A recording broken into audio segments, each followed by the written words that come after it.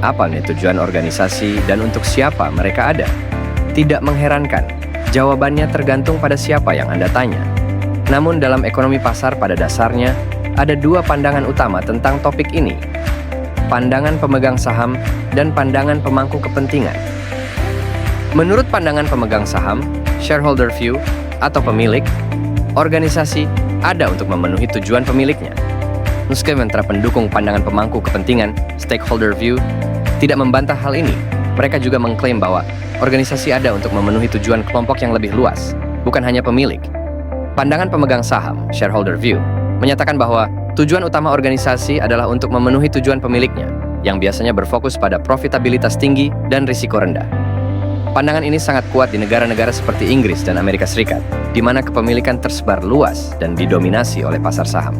Sementara, pandangan pemangku kepentingan, stakeholder view, berpendapat bahwa organisasi tidak hanya ada untuk memenuhi tujuan pemilik, tetapi juga untuk memenuhi tuntutan berbagai kelompok lain, termasuk pelanggan, karyawan, pemasok, pemberi pinjaman, dan masyarakat.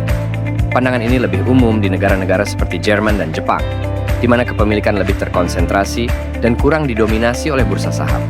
Pandangan pemangku kepentingan menekankan pentingnya memuaskan semua atau setidaknya kelompok pemangku kepentingan yang paling penting agar organisasi dapat bertahan dan berkembang.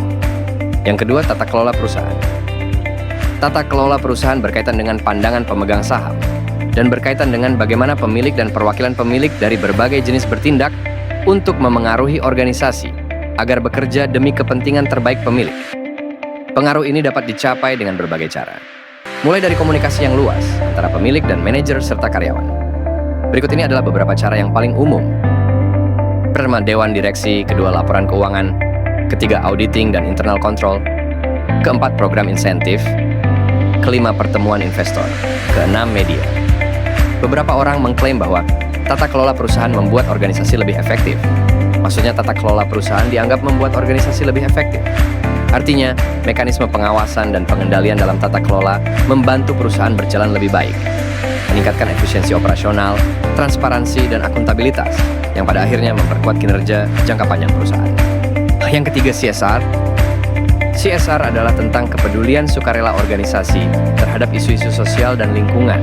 CSR adalah tentang mengambil tindakan lebih dari yang seharusnya dilakukan organisasi agar tidak merugikan karyawan mereka sendiri atau pemasok, orang-orang yang lingkungannya dipengaruhi oleh organisasi atau kelompok lain yang dipengaruhi oleh organisasi dengan cara tertentu. Banyak organisasi mulai bekerja secara sistematis dengan CSR untuk melindungi diri dari publisitas buruk. Selain itu, CSR tidak dianggap bertentangan dengan profitabilitas, melainkan dapat dilihat sebagai prasyarat untuk menghasilkan keuntungan. Oleh karena itu, berdasarkan informasi ini, ada argumen kuat bahwa organisasi sebaiknya bekerja dengan CSR untuk menjaga citra positif dan menghindari publisitas negatif yang pada akhirnya dapat mendukung profitabilitas mereka. Teori kontingensi menyatakan bahwa sistem pengendalian manajemen dalam suatu organisasi harus dirancang agar selaras dengan lingkungan atau kontingensi spesifik yang dihadapi organisasi tersebut. Teori ini menyarankan bahwa kesesuaian yang lebih baik antara kontingensi dan sistem pengendalian manajemen akan menghasilkan kinerja yang lebih baik. Faktor-faktor seperti dinamika, kepastian, dan kompleksitas memainkan peran penting dalam menentukan sistem pengendalian manajemen yang tepat. Misalnya, organisasi yang beroperasi dalam lingkungan yang stabil, pasti, dan sederhana mungkin akan mendapatkan manfaat dari pendekatan mekanistik yang mencakup komunikasi vertikal, tugas yang terstandarisasi, dan fokus pada isu internal seperti biaya dan produktivitas. Sebaliknya, organisasi dalam lingkungan yang dinamis, tidak pasti, dan kompleks mungkin akan mendapatkan manfaat dari pendekatan organik yang ditandai dengan desentralisasi, kerjasama, kerja tim, fleksibilitas, dan fokus pada faktor eksternal seperti preferensi dan kepuasan pelanggan.